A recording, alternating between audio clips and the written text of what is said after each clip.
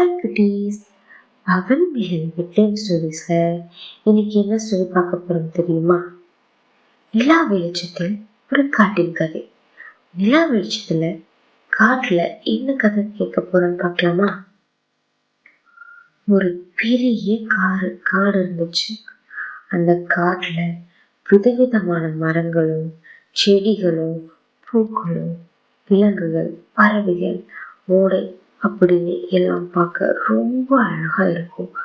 அங்க ஒரு பெரிய ஆலமரம் இருந்துச்சு. அந்த ஆலமரத்துல சிட்டு அப்படின்னு ஒரு சின்ன குருவி கூடு கட்டி வாழ்ந்து வந்துச்சு. அந்த காட்டுல இருக்கிற எல்லா பறவைகளுக்கும் விலங்குகளுக்கும் சிட்டுக்குருவினா ரொம்ப பிடிக்கும்.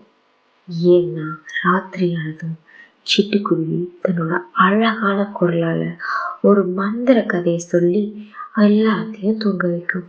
அன்னைக்கு ராத்திரி நிலாமா ரொம்ப பெருசா நல்லா சில்லுன்னு வெளிச்சத்தோட காடை முழுக்க ஒளி வீசிட்டு இருந்தாரு. அப்போ ஒரு சின்ன முயல்குட்டி ஓடி வந்து சிட்டுக்குருவியோட கூட்டுக்கு பக்கத்துல உட்காந்து, சித்தக்கா, இன்னைக்கு எனக்கு காட்டை பத்தி ஒரு அழகான கதை சொல்ல, அப்போதான் எனக்கு தூக்கமே வரும் அப்படின்னு சொல்லிச்சான். சிட்டுக்குருவி தன்னோட ரெக்கைகளை மென்மையா விரிச்சு முயல்குட்டியோட காதை அன்பா தடவி கொடுத்து சொல்ல ஆரம்பிச்சிச்சு. ரொம்ப காலத்துக்கு முன்னாடி இந்த நிலா வெளிச்சத்துல காடு எப்படி மாறும் தெரியுமா? ராத்திரி ஆனதும் காட்டுல இருக்கிற எல்லா பூக்களும் அப்படி தங்க நாட்டுல மின்ன ஆரம்பிக்கும். அந்த மரங்களோட இலைய காத்து படும்போது உலகத்திலேயே ரொம்ப அமைதியான ஒரு கேட்கும். அதுதான் இந்த காட்டோட தாலாட்டு பாட்டு. இந்த காட்டுல ஒரு விசித்திரமான ஆறு ஓடும்.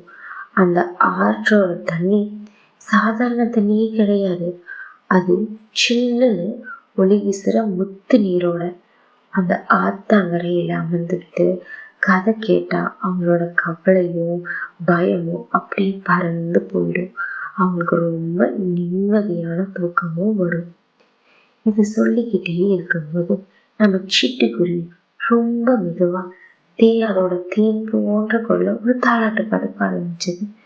பச்சை காட்டின் வெண்ணிலவே மரங்கள் உன்னை தாளாட்டுதே, சின்ன முயலே கண்ணுறங்கு சில்லென்று காற்று வீசுதே, பச்சை காட்டின் வெண்ணிலவே மரங்கள் உன்னை தாளாட்டுதே, சின்ன முயலே கண்ணுறங்கு சில்லென்று காற்று வீசுதே அப்படின்னு அந்த குருவியோட குரலை கேட்டு மரக்கரையில இருந்த குரங்கு குட்டிகள், புதருக்குள்ள இருந்த மான் குட்டிகள் எல்லாம் ஒன்னொன்னா தங்கள கண்களை மூடி நிம்மதியா தூங்க ஆரம்பிச்சுட்டாங்க.